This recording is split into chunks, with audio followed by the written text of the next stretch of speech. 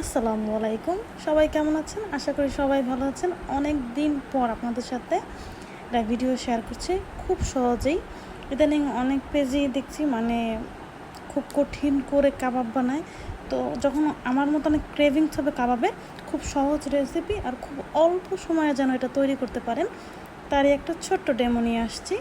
হাতের সময় থাকলে অবশ্যই ভিডিওটা পুরো দেখে যাবেন, আশা করি উপকারে আসবে।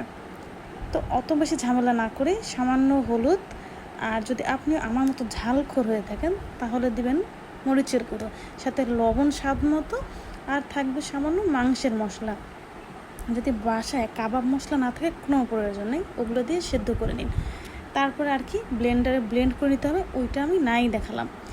ব্লেন্ডারে ব্লেন্ড করে নেওয়ার পরে পরিমাণ মতো, আমার মতো পেঁয়াজ করে হলে প্রচুর পরিমাণ পেঁয়াজ, একটু কাঁচামরিচ, তারপরে হচ্ছে এক হাত দিয়ে ডিম ভাঙার চেষ্টা করছিলাম, হচ্ছিল না। কীভাবে পুরোরা পারে আমি জানি না, তাও খুব চেষ্টা করছিলাম, হয় না।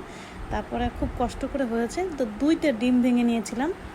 আপনারা ইচ্ছা করলে ডিমের পরিবর্তে সামান্য একটু পানিও ব্যবহার করতে পারেন, কোনো প্রবলেম নেই। তারপরে খুব সুন্দর করে এটাকে ম্যারিনেট করে নিতে হবে, মানে মাখিয়ে নিতে হবে। অনেক সুন্দর করে মাখানো হলে আপনার এই ডোটা তাহলে আর ক্র্যাক হবে না, আর যদি ক্র্যাক হয় তাহলে কিন্তু ভাজার সময় খুলে যাবে। তো চেষ্টা করবেন যেন খুব ভালো মতো এটাকে মাখা যায়। আর যদি কারোর উপর রাগ থাকে তাহলে তো ওই রাগটা এটার উপরে এনে দিবেন। তারপরে এই যে খুব সুন্দর করে শেপ দিয়ে দিবেন, আপনারা আপনাদের ইচ্ছে মতো ছোট বড় যেরকম মনে যায় করে নেবেন। তো আমি এরকম করে নিয়েছি। সন্ধ্যার সময় ভাজাভাজি খেতে খুবই ভালো লাগে, তাই সন্ধ্যার নাস্তা আমার এটাই থাকছে আজকে। বাচ্চারাও তো খুবই খুশি, আমারও কিন্তু খুব পছন্দের একটা খাবার। ভাতের সাথেও কিন্তু মজাই লাগে, খেয়ে দেখবেন কিন্তু। তো এই যে হয়ে গেল বানানো, দেন কি এখন দেবো চুলার কড়াইতে।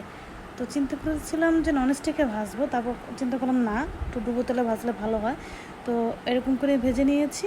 আর চুলার আঁচটা এই পর্যায়ে থাকবে একদম কম, কারণ বেশি যদি বানানো থাকে উপরের কালার এসে যাবে, কিন্তু ভিতরে একটু কেমন ভালো লাগবে না। তো একটু চেষ্টা করবেন হালকা হালকা করে খুব সুন্দর করে ভেজে নিতে। তারপর আপনার পছন্দ মতো কালার চলে আসলেই পরিবেশন করুন মজাদার কাবাব। আর এই কাবাবটা কিন্তু খুবই সোজা বানানো, ঝামেলা ছাড়া, খুব অল্প সময়ে হয়ে যায়। ট্রাই করে দেখবেন, কিন্তু খুবই মজা।